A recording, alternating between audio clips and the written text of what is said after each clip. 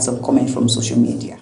The first comment is coming from Papi Chulo, and Papi Chulo says, Nigeria stands out as a beacon of hospitality in Africa, embracing people from all walks of life. God bless Nigeria. God bless Nigeria indeed. We know we have our differences, we have things we're facing, but you see this part, I have never seen a Nigerian discriminate against any other race. Even when they see white, I think we always give them this, this, let them feel welcome. That's how it is. And you cannot see a Nigerian discriminating against a black man. That's how it is. You just see everyone as brothers. All right, second comment coming from Symphony Fashion. In Symphony says, is South Africa not in Africa? Which one is we don't want Africans? All right, that's funny too. The last but not the least for this particular topic is coming from Efixi. And Efixi says, this is supposed to provoke us to hold our leaders accountable. I respect all of these comments here on, concerning this particular topic. And I'm not alone in the studio. I have with me Jumai Mansi. Good morning, Jumai. Good morning, Ogo. How are you doing today? Very well, thank you. It's Friday, so... Yes, it is. TGIF, they say, of right? Course. All right, let's talk about this attack from South Africans to other nationals in South Africa. It is becoming provocating. Like, a lot of persons are complaining about it. We saw a video. There's so many horrible videos online that I just cannot, place here. Yeah. And I'm beginning to ask myself, when did South Africans that seen other Africans as foreigners? How did we get to this point? Because I remember, as a student of history, I remember vividly that we had a course that had to do with this, and we talked about this, apartheid, and how Nigerians were actually in the forefront of this freedom fighting. Yes. They wanted South Africans to have their regain their freedom. Yes, so I understand. They did so much. So when did South Africans start seeing Nigerians and other African countries as problems in their country? It's unfortunate, really. There's no empathy, no sympathy whatsoever. Come on, the hospital where people are ill, you need to see a doctor, and you send them out to where? That's the thing. That's the first thing that caught my eye. I was flabbergasted by that. I couldn't even imagine it. Where you see, look at the color of your skin. What's the color of your skin? It's not white. It's your dark skin. It means that we're one. We're from the same. We might not be from the same country, but we are all Africans. And for you not to have that regard, and taking it back to the xenophobic attack that happened, you saw what happened.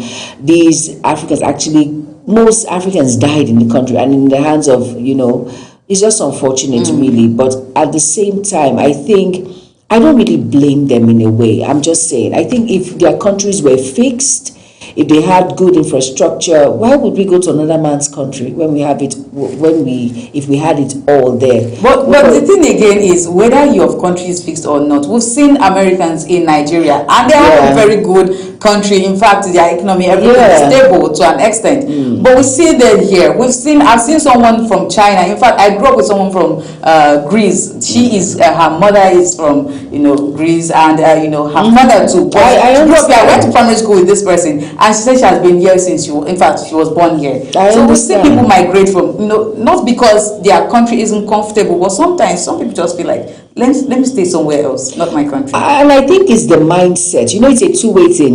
Most Africans, when you look at South Africans, you will hear words like, I'm not tagging them, but we hear that most Nigerians, Ghanaians are good. They make more impact. They're stealing their women. They are working more harder than them. They are the ones that get the privilege of white-collar jobs, and the ones that are making the most money. So that intimidation, that inferiority complex is there. Yes. I understand all of that. So maybe that's one. And then number two, the thing is, it's just unfortunate that they see us as a threat when we are all brothers and sisters in that same ship. So at the same time, it's just very, very sad. And I hope the needful is done. I think everyone needs a reorientation. With this, I think it's the mindset of Donald Trump coming in with this immigration, go back to your country, go and fix your country. I think that's the thing. When we see something from the white people, we as Africans, we just want to follow ship, not knowing whether it's right or it's wrong, or most individuals, their lives have been in this place for years. They've actually married, worked, have children, grandchildren, and when you just give that leave. People now begin to see it as right when it's wrong. Most people are against this immigration policy of taking go back to your country and all of that. But at the same time, it's just what we see the white people do, we copy, but it's not right. It's very sad, especially when we are brothers. Very true. You know, one thing that is really concerning, Jumai, is the fact that even the government of the day in South Africa isn't saying anything. If there is anyone to check the papers or passport or whatever of indigenous or people living in South Africa, it should be the police or maybe the immigration or any other body, not the indigenous checking or the citizens checking for, you know, passport and if you have the right papers or going into hospitals and checking citizens Are you kidding me? So what exactly is the government of South Africa doing about this issue? And the thing is, in South Africa they have whites and they have black South Africans. Johannesburg. Even if the population of the white is not much compared to that of the black, the whites still occupy over 80% of the land in South Africa. Isn't that something they should be worried about? They should be able to, you know, let's fight back, let's take back our lands. From the whites. Yes, from the whites, and not from your fellow black man who is just trying to make ends meet. And their own little way. And you know the funniest part, the whites identify themselves as South Africans. Have you noticed that? Of course they do. They're white South Africans. Yeah, white South Africans. That's Charlize Theron. You know the Hollywood movie star. She says she's a South African because she was born. We have a lot of Indians in South Africa. Exactly. So I think that should be their fear that they want to, because for the likes of course, Nelson Mandela was the one that brought all of this together. We're one together. We're white. The dark skin, they are all South African. He named them South Africans because they practically supported the move. Some supported the movement and they decided to live there, make South Africa their home and all of that. But you know, he's no more now, so a lot of things will happen. But let me not deviate a bit. What baffled me was that hospital where the individuals in that house couldn't even stand up to say, why are you doing this? They all stood as they know that they are all fully supporting the movement. That they want, it's just unfortunate. They're supporting the movement. But seriously, Ogo, I hope the needful is done as soon as possible. Because once this starts now, we see Africans as threats. Are you kidding me? They're bringing divisive tendency among Africans. Because if they see another South African in a different country, they're definitely division and all of that. Where's the unity? Where's the love? Where's the togetherness?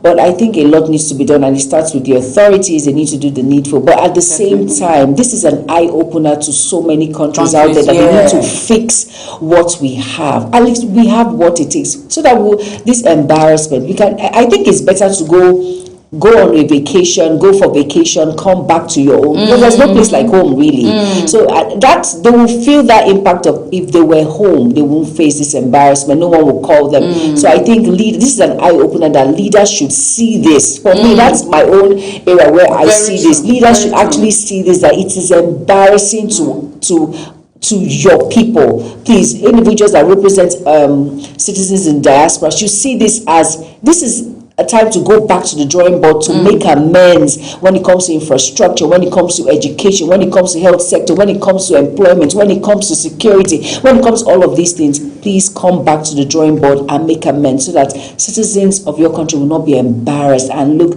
made a mediocre in another man's country. Indeed, fix your country. That's all it is. Fix your country so that we don't get to look at other people. Even though we go, we will have to come back. Exactly. Because a lot of persons that are living in Nigeria, they just want to make ends meet for themselves. Exactly. That's just it. So let's fix our country. Thank you so much once again. You're welcome. All right. This is not an isolated case. South Africa has over the years witnessed tension involving foreign nationals, especially Africans from other countries. That's how it is. Groups like Operation Dudwala have previously campaigned against illegal migration, blaming it for unemployment and crime. However, critics argue that such actions often fuel xenophobia and target innocent migrants. Historically, similar tension has been led to violence, raising concerns about safety in regional relationships. The situation raises important questions. Are migrants being unfairly blamed for economic challenges, or is this a reflection of deeper frustration within local community? Well, as we wrap it up, as Africans continue to push for unity and free movement across borders, incidents like this test the vision. Many are now calling for dialogue, tolerance, and policies that balance national interest with human rights. Well, that's all we have for you today on Social Buzz here on Global Morning. I'm sure you took off this particular story. It is all over social media. But if you have anything to say, please do well to use the social media handles you've seen on your screen to be part of the conversation. Tell us what you think about it. Drop your comments, drop your thoughts. We're going to be looking at those thoughts. It might be helping or giving a solution out of this incident. All right. I am Margaret Kumobune, and Ramsey and Jumoy will be bringing us into the discussion section of Global Morning, so go nowhere. Thank God it's Friday. Good morning once again, Nigeria and viewers around the world. Bye for now. When social media speaks, we listen and we bring you the extra. It's your one-stop shop for trends, tweets, and the tea everyone's sipping on. Join the conversation, share your thoughts, and get that extra dose of what's shaking the internet. And on issues making wave on social media to your doorstep. Social Buzz Extra, where the trend meets the talk, only on Global TV.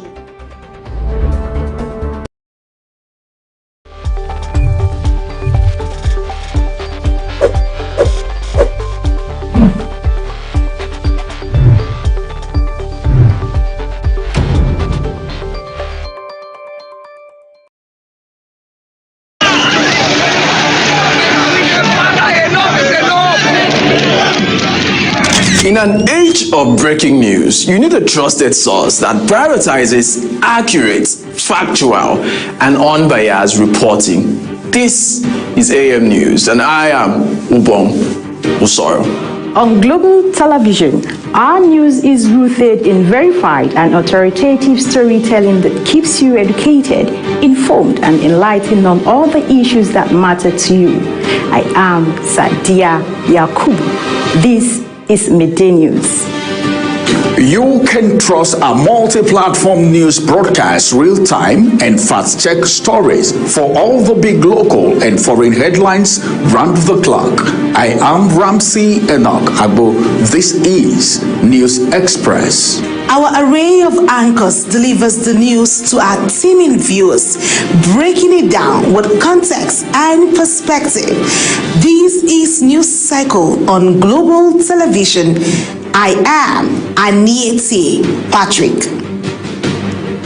And the flagship news is your hub for the day's most engaging stories. This is News Prime, and I am Jumai Manson. Did you miss any of our news rounds? No worries. Catch up at 10 p.m. and midnight, 7 days of the week. I am Mukhtar Kasim. Global TV is on DSTV channel 365 and Star Times channel 276. We're active across all social media platforms at Global TV NG. Global TV News, accurate and unbiased. I'm Uyi Agmofwebe.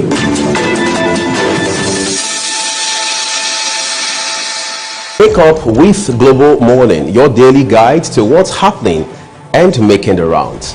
We delve into headlines, newspaper reviews, spot-on analysis, policies, current events, real talk, real issues that affect us all. From the latest trends to the debate, every topic, every angle, Global Morning is where it all starts.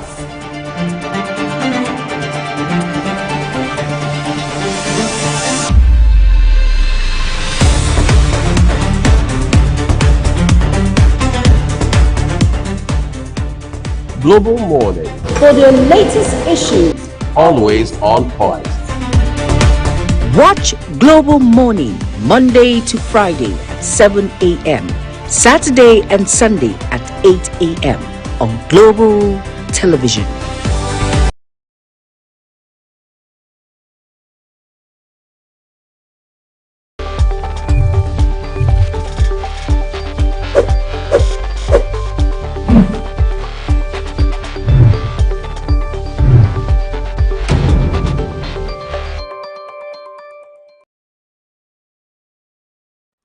Hello and welcome to the weather forecast. The northern region is expected to remain largely sunny and dry, maintaining stable conditions, while the central cities will see a mix of sunshine and clouds with generally fair conditions. Moving to the south, the morning started cloudy with chances of isolated thunderstorms over parts of Akwa Ibom, Cross River, and southern Taraba. By afternoon and evening hours, prospect of thunderstorms increases, with widespread thunderstorms and rains expected across the southern region, extending into parts of Adamawa, Taraba, the FCT, Kwara, Kogi, and Benue State. And that's the forecast for Friday. Thanks for watching and stay tuned for more update. I'm Safia Senyinusa.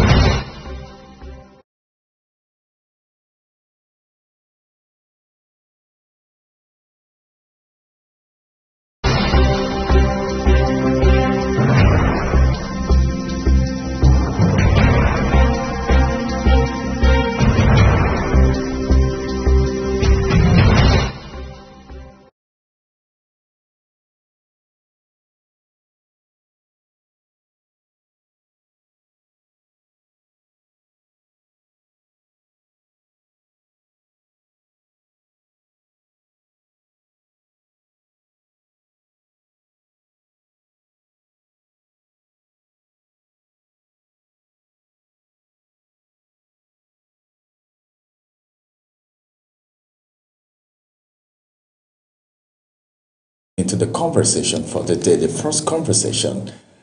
Today we have an expert joining us on this conversation because it is worth talking about. What's the topic? Want to look at, of course, building collapse, right? Building collapse in the past. Just recently, we had a lot of buildings collapsing. Even in FCT here, we've had this situation severally. What is responsible? Where are we not getting it rightly? What is the impact? How dangerous do you think it is? Then there is something that we must take into cognizance if we're talking about building collapse. What is the policy saying? Do we have policies guiding buildings? All right, construction generally. Do we have policies that are guiding it? What are we talking about? There should be policy, all right, that regulates how constructions are being done. And of course, these policies will have to focus on building safety. No matter how gigantic a building is, no matter how beautiful, if it is not safe for people to dwell in it, to live in it, then that construction is nothing to write home about yet. And of course, we can't talk about this without talking about the financing. What is the government doing to finance construction? The women, well, I don't know, before they will say I am a he for she. Do you know that the women need to be carried along? And it's so interesting that our guest today is an expert in the construction industry, and she's going to be speaking to us on the program. She will be joining us via Zoom in the person of Doris Okechukwu, who is a board member of Interbau Construction Limited. That is BAU Construction Limited. It's good to have you join us on the program. All right. She is joining us via Zoom, and we'll still get that connection established in a moment. But then let me talk to Juma in the studio here for a minute. How do you feel? You know, when it comes to construction, you remember you're a law student, but then if you remember back in the days when you were in school, if you get to the engineering department, everybody think you should be seeing men. If you see women, you'll be like wondering, wow, she's an engineer, you know, and all of that. What do you think of women in construction? But the thing is, you know, it's here back home, it's very rare. Like you see that you hardly see women in construction. You hardly, even if you see they're very small, even if they are, the men always want to take the forefront. They always want to take the forefront. Because when you see road constructions, have you ever seen a woman constructing roads? No, you know, I think what the women should be doing mostly is supervision. No. But do you know that I know a lady that does painting? No, I didn't believe the first time. When I saw her doing the painting, I saw the picture and I didn't believe. I had to trace her number, called her, and she told me how she got into that profession and how she's doing well. She even produced paint, you know, into construction and all of that. And I was wow, a woman doing all of this, because you know, anything that seems to be a little hard, they said it's the man's job. But it's so interesting that we have women in construction. But then you can't see women. What I feel, maybe they play supervisory role most times. Can they dig, you know, construction of the road? You know, you need to dig the wrong ways. You need to drive the caterpillars, the low beds, and the rest of them. I'm sure if they were given that opportunity, they can. When it comes to, who will give them the opportunity? That's the thing. That's what I mentioned. Take opportunity. Okay. Take advantage of opportunity. Okay. Don't wait for opportunity to come. Okay.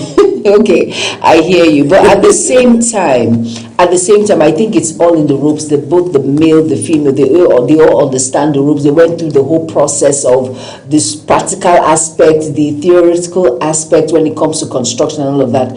But given the opportunity, I think it's a problem, because the men feel the work is too hard. How can they drive all these very big cars, these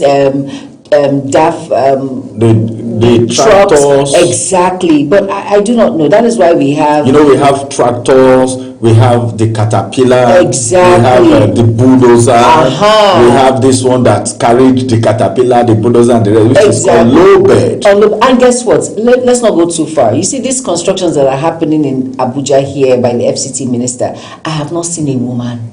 They are all your gender people.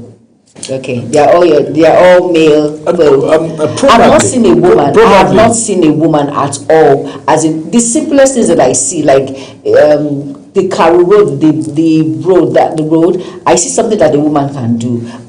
Using I don't know what that is. There's this machine they use. It's very simple to just cover up the coal, the coal and all of the quota and all of that is there. But it's the men driving those trucks. Is the men walking on the road? Is the men supervising? Is the men? But there are some things that women can actually do. But I don't think. I wish she's connected now so that I can ask her this question. Let's get to know how she found her way into the construction, and what role does she play in the construction industry. Exactly. All right. What does she do? Because you are now trying to indict the men they don't give the women the opportunity. Yes, to do so. I'm not indicting. I'm saying they don't. And the truth is, and there's a saying that goes, what a man can do, a woman can do better. And maybe that's why we have all these collapse of buildings. The woman was there to put heads together and say, hey guys, this is how it's supposed to be done. Okay, a woman can build a stronger her input would have made a difference, because we see collapsed buildings here and there. I'm not meant to put the man in the forefront. I'm just trying to defend my gender. Okay, so but as it is, I think mostly I've seen a lot of women architects. You know, what they do, their role in construction is they design the road. Oh, yes. How is the road going to be? I have a friend. They tell you that's what she the does. depth of where the quota will stay, how you need to dig the wrong way. They give you the structure, all right, tell you how to do it. Then the men do the execution while they do the supervision. Probably the period they come for supervision, you will know that, because their own supervision is not the type that the Minister of Works and Housing do, that the media run after him, you know, to capture the road and all of that. But I want to assure you that we have women in construction. They may not be driving the tractors, the caterpillars, the bulldozers, and all of that. they might not be right there applying the quota and all of that, but then they are also playing roles. All right, let's get connected to our guest. It's good to have you join us on the program, our wonderful construction expert. Good morning. Good morning, Jemai. Good morning, everyone.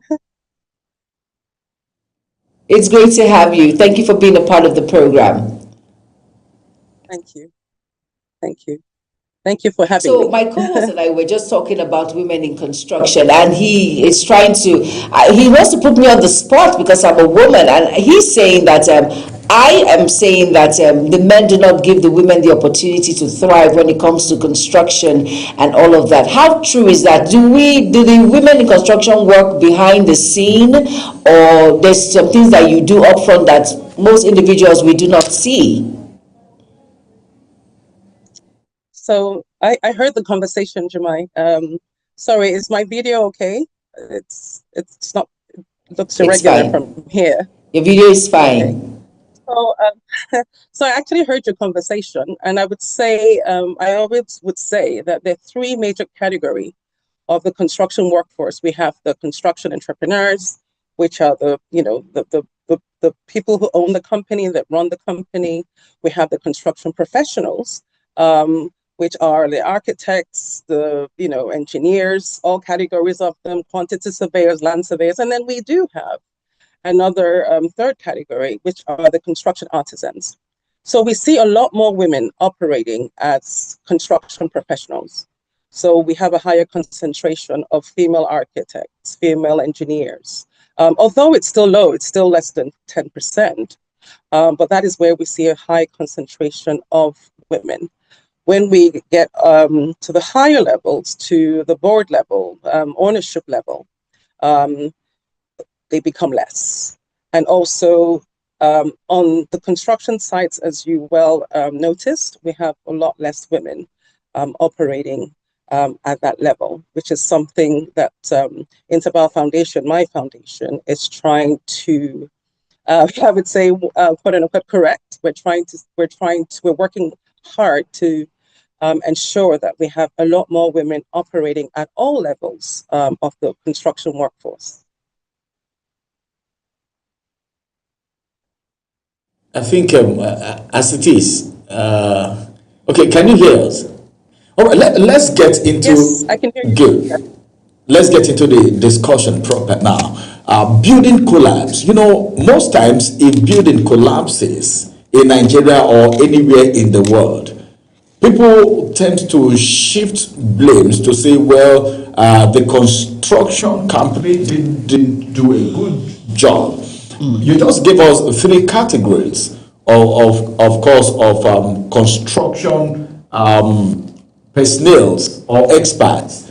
Now, if a building collapses, who takes the blame? Okay, so I would say that it's not just one group of people or just not one person. There are different factors that go into why a building has collapsed. First of all, of course, it could be a systems issue. Also, it could be personnel. It could be what materials were used, what methods were applied. So all of these factors go into why a building, I would say, collapses. It's not just one factor or one group of people that actually lead to a building collapsing. And of course, I would say that we would need to test the system. We would need to carry out investigations because every building collapse is different. They're not all the same. What may have caused this building to collapse could be different from what has caused another building to collapse. So they're all different. They're all independent. But of course, there are several factors and several elements that go into that. All right, Doris, let's shift gear a bit. Let us talk about stricter penalties. Do you think there should be stricter penalties for developers, contractors who actually violate these building codes or will I say construction or development, do you think there should be stricter penalties there? Certainly. If it is determined that it was due to professional misconduct or not following the prescribed guidelines or standards, yes, there should be penalties. There should be strict penalties. I would say that in cases where you have loss of life, people have lost their lives, even if it's one person, there should be, of course, criminal charges as well. It could be involuntary manslaughter, but I would say having stricter penalties, not just civil in terms of payment of fines and compensation, financial compensation, there should be criminal charges. This would lead to a deterrence of course, future professional misconduct or breaches of codes and planning permits and standards. Yes, so that would be my answer to that question. All right, thank you very much, Doris. Let's look at policies. Does your profession, all right, does your profession have policies that focuses on building safety? Yes, of course, we do. I would say we have a paucity of policies there. I think the main issue is not the policy. It's not policies, or I would say it's the enforcement and the implementation of those policies. We have guidelines. We have I think the Lagos State Building Control Agencies, the professional bodies, COREN, CORBON, NIOB, NIQS, all the professional bodies that regulate the construction workforce and the industry have regulations, guidelines that should be followed. But the problem would be implementation, enforcement of those policies. That is where we see the gap. Not following the prescribed approvals, not monitoring and evaluating more frequent enough. There's one thing going for inspection at the beginning of a construction phase, and there's another thing, having it regularly, being there while the construction is taking place, and even post-construction. So we need to have consistency, we need to have more monitoring and evaluation, we need to have more enforcement. Yes, I would say that the issue is just implementation and enforcement, mostly. Okay, now I love what you said. You talked about inspection now. How does your sector now, how do they carry out this inspection? Because the reason I'm asking is this, somebody can just come up and want to put up a structure, all right? The government can put up a structure, a company can put up a structure. Does it mean before you put up a structure, you need to apply to the authorities for supervision at different levels, or they just come on their own to do the supervision? Because a lot of people put up buildings without being supervised, being inspected until after completion. Then after a few years or down the line, we hear of collapse and all of that. You're right. So I would say that the inspections should take place at the beginning, the pre-construction phase, the construction phase, and of course the post-construction phase. Now, of course, the inspections at these different phases or this different times of the construction and building works will take on a different, shape. So, but those are necessary. But I would say that we need more of the inspection while the construction work is ongoing. Okay, because that is where you can identify that there's a problem, and then, of course, mitigate that problem and fix the problem before the entire project or the entire building or structure is completed.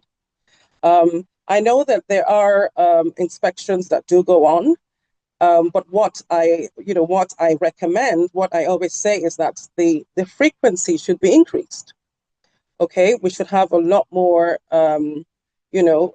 monitoring, evaluation, a lot more inspections, a lot more testing while before the construction work starts, while it's ongoing and also post-construction. So at all phases of the construction projects, there should be strict monitoring, strict inspection, strict testing of the integrity of the building, integrity of the materials, and of course, also verifying that the professionals who are actually working on those construction sites are certified, are indeed professionals. So all of these factors are really necessary to sort of prevent this unfortunate situations that happen, that have been happening. All right, Doris, I know you are the CEO, Interbao Foundation. Now, let us tilt towards affirmative procurement when it comes to inclusivity, that's inclusion now. Now, in what ways can government improve inclusion, transparency, accountability when it comes to construction project approvals? Not minding that you're a woman, of course. So yes, so thank you for that. We are actually working on the national policy on affirmative procurement, of course, which actually would benefit women and the groups that have been historically excluded. So I would say women-led, women-owned organizations or companies, youths-led, veteran-led, people with disabilities. The policy would also bridge that gap in terms of ensuring that there's strict compliance. There's a procedure to follow. There are guidelines to follow before you're even approved for any project. There are documents to submit. So the upcoming national policy would actually ensure that all of these processes are in place and that indeed we have the right people, regardless of the gender. Although we're seeking to have the historically excluded groups being included, there would be no compromise on quality. That should be emphasized. The quality, the standards would be in place, would be adhered to, would be, required before any contracts, especially building construction contracts or construction works, are awarded. All right, that's well spoken. Now, let's talk about financing, construction financing. Do you think there is need, all right, for the government to finance constructions in Nigeria? She just talked about the women. She's been very particular about the women. And of course, when you want to talk about financing, you need to consider the women. But then, can we say some of the things that contribute to building collapse and cutting of corner is the lack of financing, or how can the government or the authorities assist in financing constructions in Nigeria, especially when a woman is involved? Okay, so that's a major issue we're trying to deal with. Because access to funding, especially for women, is something that we're trying to address and should be addressed. The banking system, the financial sector was not, I would say, was not structured with women in mind. I mean, how many women have the collateral that is required to, get financing from the formal financial sector? Some women require, of course, permission from their husbands before they can even get a loan. Some banks require that husbands sign off on women getting into, before women can get loans. So it's actually really important that we get that right, that women have access to affordable financing, which is not the case as we speak. The requirements are really stiff. They're really so we're trying to see that we're trying to talk to the formal banking sector, of course, banking industries like the Bank of Industry, Infrastructure Bank, and the like, to see how they can, come up with a blended finance structure or, affordable, how they can give women low interest finance over a long period of time or a longer period of time. Even more, a longer period of moratorium before they can start to pay back So these are all the things that need to be in place to actually encourage women to pursue opportunities in the public or private procurement space. So those talks are ongoing, and we hope to reach, an acceptable resolution to that, to solving this financing issue, especially financing women and youths in the sector. I know, Doris, you mentioned procurement phase. You mentioned that a lot in line with affirmative procurement, which has to do with inclusivity and all of that in combined with women-owned businesses, women-led businesses, and in putting women in the forefront, giving the woman the benefit of doubt. Now, in what ways, or will I say, what reforms are needed to ensure continuous monitoring of buildings after construction, not just during the approval phase? So post-construction is really, really important. Of course, a lot of people say, in Nigeria, we need to work on our maintenance culture. And that is correct. There's one thing building a structure and building all of this infrastructure. At the beginning, they look really nice. They work well. The electrical systems are working well. The plumbing systems are working well. But those need to be maintained for them to continue to work optimally. So we need, I would say, things like post-construction audits. So what do I mean? 6 months post-construction, a year post-construction, 2 years post-construction, there should be audits carried out on buildings, especially the high-rise, high-risk buildings.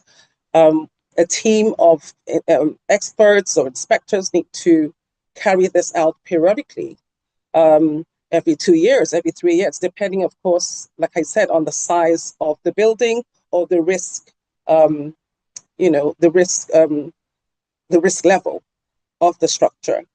I would say that there should be policies around that would encourage or, more builders or developers to carry out mandatory services or servicing of the electrical systems, the plumbing systems, the structural works, and all of that. Right now, I don't believe we have one where there are policies or laws that actually enforce that or recommend that, to say that every 2 years, we need to come and inspect your electrical systems, your plumbing systems, your structural integrity, to ensure that the building that you're regularly maintaining these systems, to ensure safety, of course, for people. We're really after saving lives and preventing injuries post-construction. Let me tilt back to affirmative procurement now when it comes to inclusivity, women-owned business, women-led business, veterans, the youths.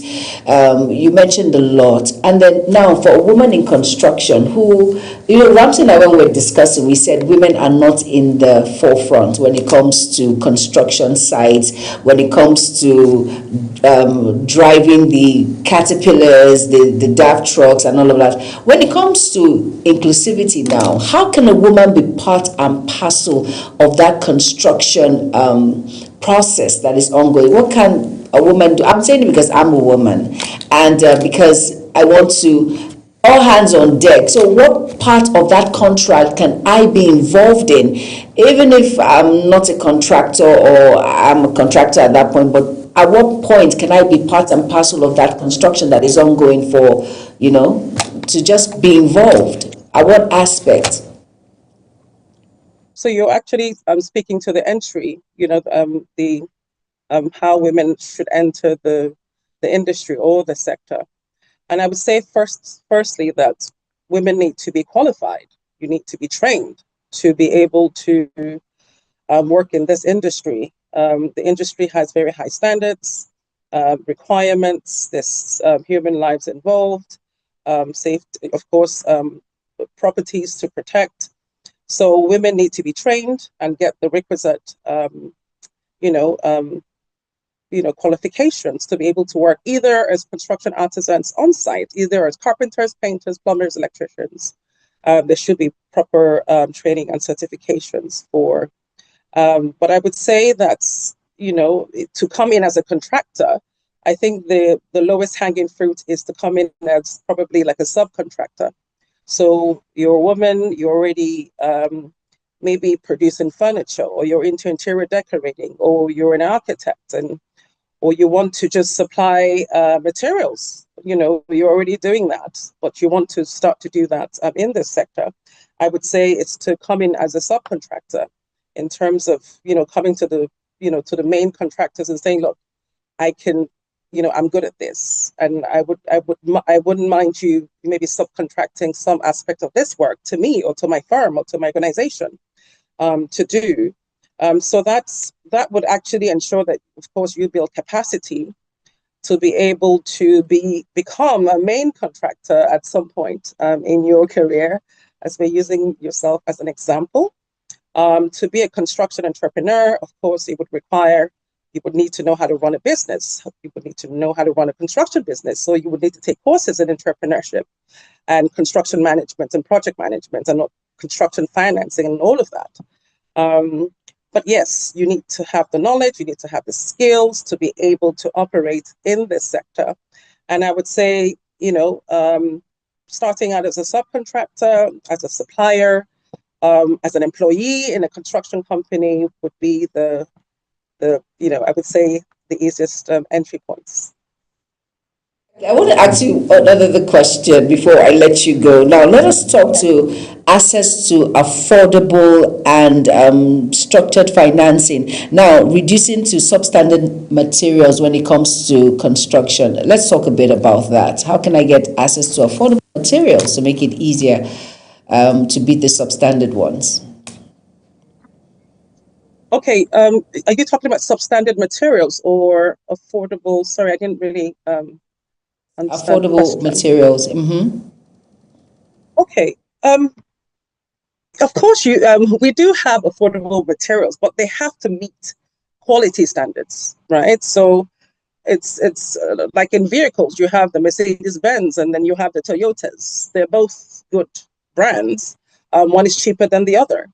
So we're not adverse to having, affordable materials. We're just adverse to poor quality of the materials. And of course, in this sector, it is required that materials are tested before they're used on the project site. So yes, people, it doesn't matter what you're using in terms of materials. There are different grades of materials, especially if you're constructing a building and it's a high-rise building. We expect that you would go for materials that can, fit into that structure and can hold that structure. If they're not affordable, in that case, we would expect that the standards are higher, the quality is higher, and all of that is taken into consideration before you begin to check the prices, okay? And that is where I think funding comes into it, because when there's insufficient funding of a project, of a construction project, that is where you start to see that, some people tend to want to cut corners, they want to bypass using professionals, and, that is where we start to see all of these issues that we're talking about, or all of these causes that may lead to the building collapses, where funding or not having the right financing is involved. And that is why we need to correct that as well. Finally, before we let you go, let me ask you this last question. We want to know, is the government, the federal government, lagging in the area of monitoring and supervision to ensure we don't have continuous building collapse in Nigeria? Because if you leave everything to the construction engineers, the professionals alone, we might not get it right as it ought to be. Okay, I believe that the government are paying attention. I don't believe that the government is insensitive to the building collapses, or Lagos State is insensitive to it. I believe that they're taking steps to ensure that it does not continue. So I know that there are policies around zero tolerance to non-compliance of standards and guidelines. I know that now the state governments and even federal level, they're going around inspecting buildings, especially buildings that were built, quite early on, to check the integrity. And of course, buildings that have failed that integrity test are being pulled down. They're being demolished. So I know that they're actually taking steps to ensure that, lives are not lost, properties are not destroyed.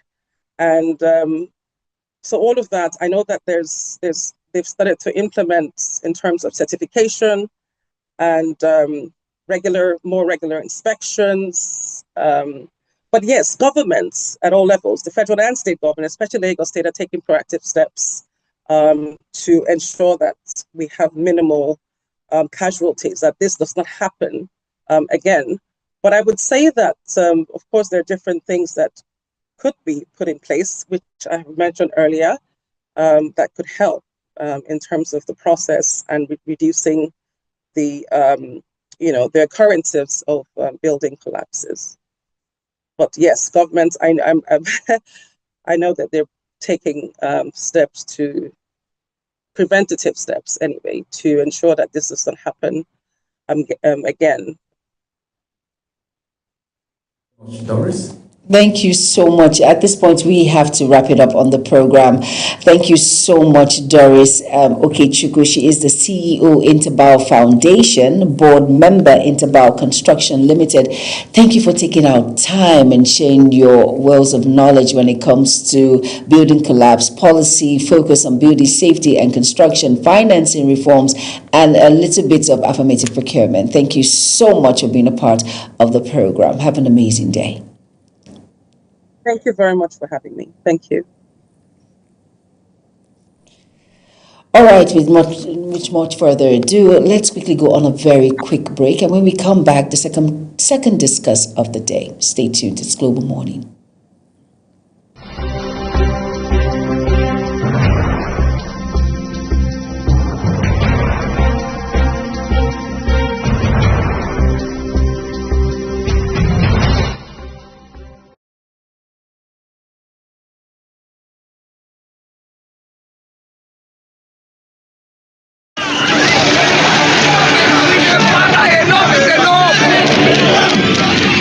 In an age of breaking news, you need a trusted source that prioritizes accurate, factual, and unbiased reporting. This is AM News, and I am Ubong Usoro.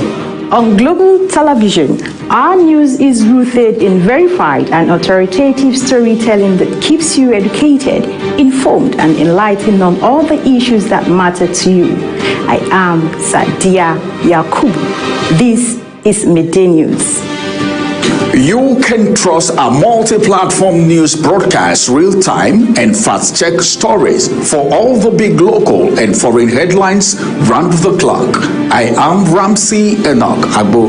This is News Express.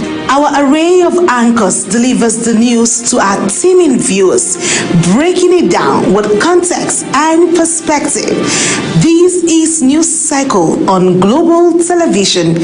I am Anieti Patrick.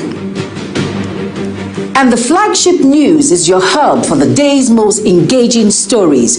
This is News Prime, and I am Jumai Manson. Did you miss any of our news rounds? No worries. Catch up at 10 p.m. and midnight, 7 days of the week. I am Mukhtar Kasim. Global TV is on DSTV channel 365 and Star Times channel 276. We're active across all social media platforms at Global TV NG. Global TV News, accurate and unbiased. I'm Uyi Agmofwebe.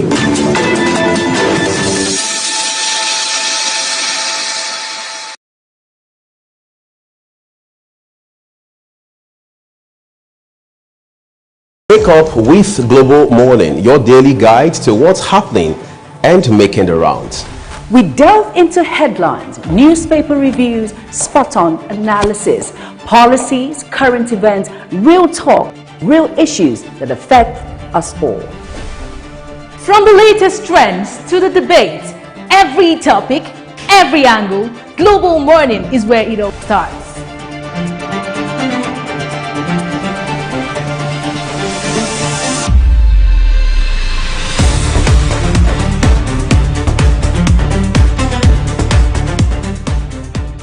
Global Morning.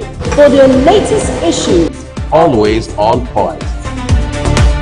watch Global Morning Monday to Friday at 7 a.m. Saturday and Sunday at 8 a.m. on Global Television.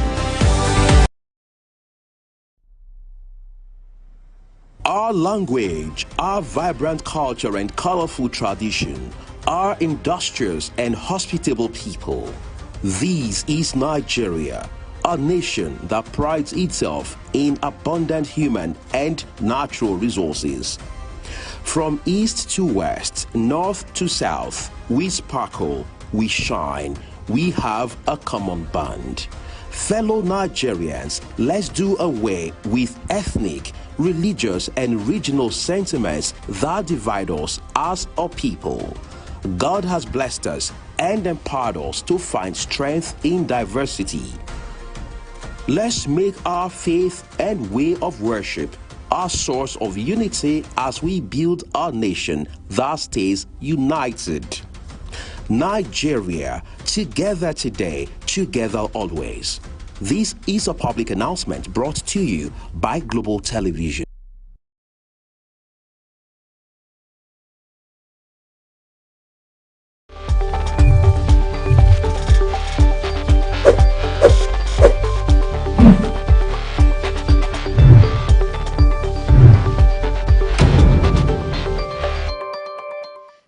Welcome to the weather forecast. The northern region is expected to remain largely sunny and dry, maintaining stable conditions, while the central cities will see a mix of sunshine and clouds with generally fair conditions. Moving to the south, the morning start cloudy with chances of isolated thunderstorms over parts of Akwa Ibom, Cross River, and southern Taraba. By afternoon and evening hours, prospect of thunderstorms increases, with widespread thunderstorms and rains expected across the southern region, extending into parts of Adamawa, Taraba, the FCT, Kwara, Kogi, and Benue State. And that's the forecast for Friday. Thanks for watching and stay tuned for more update. I'm Safia Asenyunusa.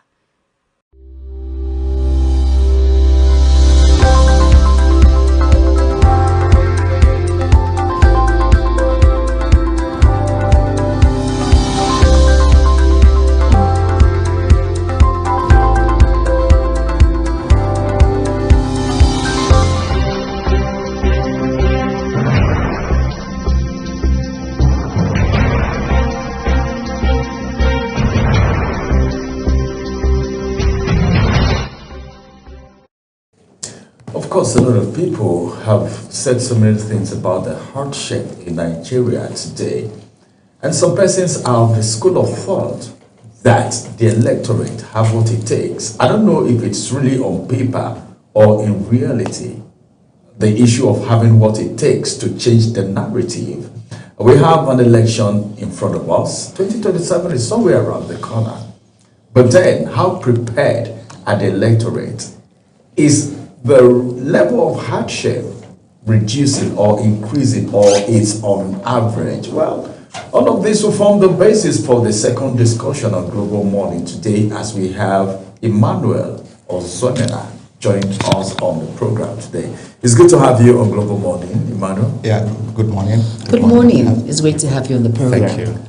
Yes, let's get to talk about changing the narrative. You know, there is nowhere in Nigeria today that you go to that people will not talk about the economy. And there is this popular belief that the electorates have what it takes to change the narrative, either directly or indirectly.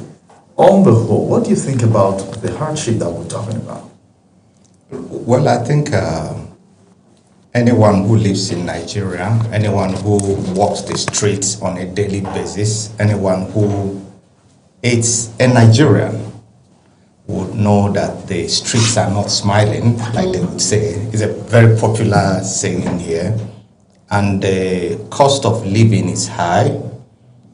The only people who I have heard talking about things are getting better or things are already better are the people who are on the other side. You know, what you now have is people on the other side, people who are currently in power, and the other Nigerians. The figures, even by government agencies such as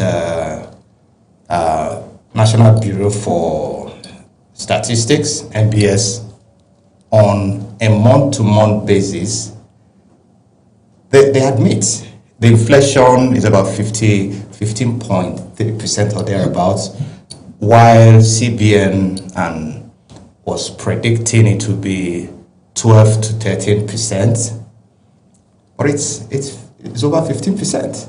So that shows whatever policy options there is, whatever reforms that is being implemented, the results are not there.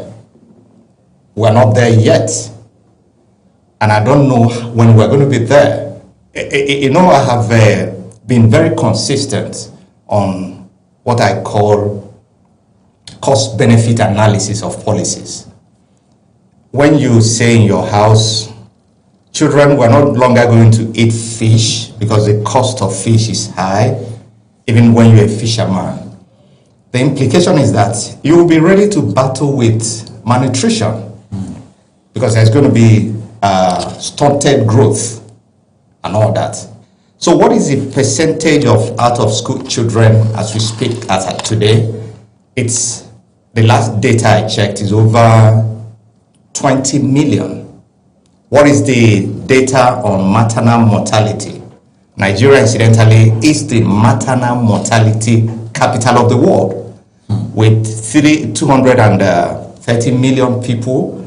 Countries like China, India, that have over 1.4 billion people don't have as much maternal mortality as we have in Nigeria. That is the number of children who die or number of women who die in childbirth per 100,000. What does it look like? Nigeria has the highest data on that. I think yesterday I saw a news item by the spokesperson of the Federal Ministry of Health talking about that they are going to do projects in over 8,000 wards across the country. They are allocating 17 trillion. I say, what does that mean? Because when you have policies that are driven by what I call firefighting approach, you don't solve any problem. Firefighting approach has never been a policy process or a policy option. Policies are things you say, look, I am a fisherman, I have 10 children, and data tells me that fish is nutritious for my family, but I need to sell this fish to make additional money so that we can buy other things we do not produce. So how do I allocate these resources? So how much of percentage of the fish do I keep for my household? And how many percent should I sell? These are very basic decisions you need to take. But we have a fisherman here in Nigeria saying, look, the cost of crude oil, it's high in the market. We have a processing plant, 4 refineries, 2 in Port Harcourt, 1 in Warri, 1 in Kaduna, distributed across the country with pipelines and what have you. So how did we allow such public infrastructure to decay? And over time, in the last 30 years, we have allocated so much to turnaround maintenance. Then there's a businessman, Aliko Dangote, within a period of less than 10 years, sets up a refinery that is now servicing the West African market and beyond, servicing Nigeria. So what happened with a publicly owned refinery? So were we turning around corruption, or turning around inefficiency, or turning around incompetence? These are key questions. So who did we hire there? Engineers? Or did we hire fishermen to manage refineries? You know, when you take time to do a deep deep interrogation of the Nigerian system, the first major challenge is institutional weakness. Who are the institutions? What were they supposed to deliver? I was doing a reflection the other day. I now noticed that there's a particular agency that is supposed to provide service. Instead of providing service, they are now talking about we are supposed to derive revenue. So before you set up an agency, the first thing to do, what is their job, remit? What should they do? Before you appoint anybody into any position in government, the first thing to do, what is this individual going to do? What is his job description? Agencies have mandate. So what is the mandate of these agencies? If you recall, one of the demonstration of how weak institutions are in Nigeria, it's during the COVID, every agency became a palliative-driven agency, from security agencies to ministries to departments. They all became palliative-driven. So I'm asking myself, we have a Ministry of Humanitarian Affairs and Disaster Management that is purely created for management of palliatives. We saw in the National Assembly at the Senate and House of Representatives where there was a public hearing on NDDC for Niger Delta Development Commission, and we were talking, the debate was on management of palliatives. I'm asking, Niger Delta Development Agency, what is their business with palliatives when you have a humanitarian ministry? So part of the thing is, first, we might need to redefine governance in Nigeria and ask ourselves, how many agencies do we even need in the first place? And what should be the functions of these agencies? Let me give you let me shock you. China have 1.4 billion people, population, and they have not more than 24 ministries. Not more than 24. US have, I think, about 13, what I call departments. And US is over 300 million people, and they are the largest economy in the world. So how many ministries do we have? And what are the functions of those ministries? Are there duplications of functions? You have Ministry of Agriculture and Food Security, you have Ministry of Livestock Development. I'm asking myself, how much of livestock do we have? Countries like Brazil have over almost 500 million livestock in terms of the number of cattle they have. And you don't have any fight on the street over management of livestock, because they've seen that you could have a clear management of livestock breeding, ranching, and it's more productive and it's more high yielding. But here we have 19 million livestock. That's the number of cattle in Nigeria, and fights on the street. So it's an institutional weakness. So the hardship that we have is as a result of institutional weakness. Poor decision making. But let me ask a question, and let us tilt towards political participation. Now, how can the increased political participation help citizens influence policies that directly address this economic hardship? So, to begin with, what does the political space look like now? Do we have a level playing political space? That's the first question to ask. And if we do, how open it is? Is it? That's the first fundamental question. You have an INEC, Independent National Electoral Commission. I have spoken on this program. I think about 3 weeks ago, I was a guest here. The question was, what is the INEC role?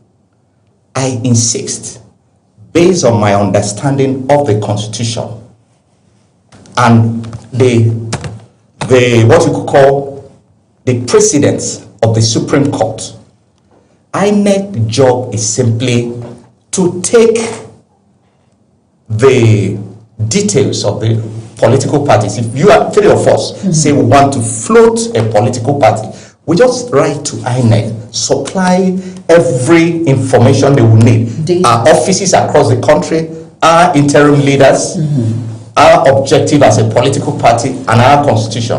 And they take note of it, and we become a political party. That's simply their job. In 2002, Chief Gani Fawemi wanted to register National Conscience Party, and he was denied registration. He went to the Supreme Court to challenge it. Supreme Court ruled that INEC job is simply to take details of the political party and give them recognition. But we've treated it as if it's a sacred job or assignment, as if it's a rocket science. It's not. It's a very simple process. And that's why we're having the combustion in the polity now. The Supreme Court had a hearing 2 days ago on what is the leadership status of the PDP, what is the leadership status of ADC, and they say they will communicate a date for judgment, and there's tension everywhere as a result of that. So we need to first understand what is liberal democracy. Simply, very simple. People can aggregate their interest. People who have found themselves to be of like mind can take a decision and say, look, we want to float a political party. Or we could say, I don't want to be part of any political party. I want to run as an independent candidate. Is it possible? It is. We have done it. You know, most of the times is that because people don't read history. In 1951, the 1951 Constitution granted under the colonial administration had provisions for independent candidates. Independent candidates were elected across the country. Do we have it in the 1999 Constitution? Now the problem is this. In 1951, in 1954, in 1959, in 1963 Constitution, it was there. Then the framers of 1979 Constitution created this problem, and we have continued with this. That very aberration of removing the rights of people to contest as independent candidates. So what it simply means is that if you don't like the ideology of any political party, you simply pull out and say, look, I am offering myself by myself. And I assure you there will be people who win elections as independent candidates. Just them alone. Self-sponsored. Because the community will say, look, we want Enoch to represent us. And you win elections. So the point is that whatever happens, or whatever way the ruling of the Supreme Court would go in this, whether who is the leader of the PDP or the ADC, would have an impact on the 2022 or on the 2027 elections. Because we cannot have an uncontested election. Because if we have a situation of uncontested election, it doesn't reflect democracy. Over time, I have seen that what they do in constitutional review, they don't look at key issues.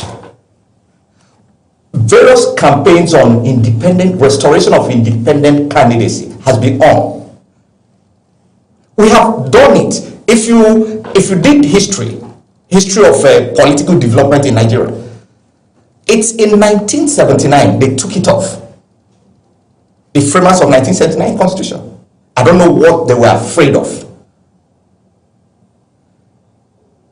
So as a result of that judgment in 2020, that was why in 2023 we had political parties, including National Conscience Party. What they have done was to come out and say any party that do not win, it's not your business whether party wins election or not. Allow them. They fund their processes. It's their activities, it's their platform. somehow, someday, they might get attention and win. We've seen it with Labour Party. We've seen it with now ADC has become talk of town. 20 years ago, nobody was paying attention to ADC. So that's how political development happens. Oh, all right, let's look at the issue of narrative. Is there any possibility that the electorate can also contribute to the change of this narrative? No, it may not be in 2027, because even you can attest to the fact that Nigerians are becoming wiser as it has to do with electioneering, like before. Even though we have some bottleneck, the electoral reform has come, we have a new INEC chairman, and so many things. Even though you talked about uncontested election. Now, first of all, as citizens, the first thing we should, I keep asking on a daily basis, I ask people, do you have a voter's card? Are you likely going to vote? Maybe your station should go do a voice pop out there on the street and ask people, do you have voter's card? Are you likely going to vote? Do you have faith or trust in the system? I don't know what the verdict is. I'm still doing, my survey is still going on at a personal level, just to find out from people. Some say, look, I'm not interested. Some said, the past, I'm yet to pull out from the trauma of the past. Some are saying, well, I will vote, whatever it will take. Still being hopeful. So you have I've identified 3 categories of people. I do it constantly. Everyone I meet, I say, oh, you've got a voter's card. Some say they don't have. They don't know where to get it. So what is INEC doing to mobilize citizens to go get? The other time they were talking about revalidation of voter's card. I'm saying, what's wrong? What are you revalidating? Is it another item for budget? Is it another budget item? What you should do, publish the voters list so people can come and tick. Even people who are passed on, our friends who are passed on, so I can go and indicate and say, oh, ABC have passed on, please can you delete it from the voters register? That's what is expected. So what are you revalidating? So what INEC should do, their first remit is to build the confidence of citizens in the system. I haven't seen that happen. Try to win the hearts and minds of Nigeria. Say, look, Nigerians, you need to participate, because in participation, you take a decision. You frame the next government, the next policy makers. But I haven't seen much of that happen. There's only one resident electoral commissioner, I think in Akwa Ibom, Obo Ifanga. On a daily basis, on his Facebook page, he keeps posting the number of people who have been registered within his state, Akwa Ibom State. Perhaps, maybe because of his civil society background, I knew him when school together at the University of Calabar some years ago, some decades ago. But he's been active, posting daily updates of people, number of registered voters in the state where he superintends, currently Akwa Ibom. So I haven't seen other resident electoral commissioners take that proactive measure. So it's the responsibility of INEC, perhaps National Orientation Agency. I think they've got a very vibrant DG. I know him, he is a journalist, Issa Oniro. So they should take that proactive measure of mobilizing citizens. Tell them there's an election coming, and there's an opportunity where you can take decisions on who governs you. Then again, we should begin to talk to citizens when they hand over a bag of rice to you, maybe 10 kg, 5 kg, or a bag of beans, bole, and all that. Just tell them this means nothing. I won't take. With the hunger that is in the land. So that's the problem. Why don't we have a system that works where we don't need to hand over bags of rice to people in the name of palliative? Have a functional system. That's what I would want to see happen. A country that works for the Nigerian people. A Nigeria that works for the Nigerian people. So we don't need to hand over bag of beans, bag of fries, bag of indomie to anybody. Don't you think we have a long way to go when it comes to that process? No. The problem is this: do we want a functional country? All right. Or a malfunctional country? That's a decision we need to take.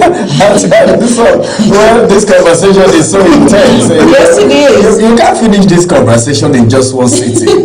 Talking about the hardship, the economic hardship that's and you on want an individual to pass over rice and you know, oil and in this hardship. And they know these are the things they come with. Well, we can't continue anymore because of our time, everyone. Thank you very much, Emmanuel Ozomena, for joining us on the conversation. Thank you so much. That's a wonderful explanation. Thank you. Very wonderful, extensive.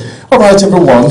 This is the size of Global Morning for today. We'd like to let you know that Global Television does not have editorial contribution to the newspaper headlines that we took earlier. And of course, the view of our guest is entirely theirs and not that of Global Television. Many thanks for being part of Global Morning today. My name is Ramsey Enoch Abu. And thank you once again to our guest, Emmanuel Ozomena, for being a part of the program. I am Jumai Manson. Have an amazing day ahead. Bye-bye.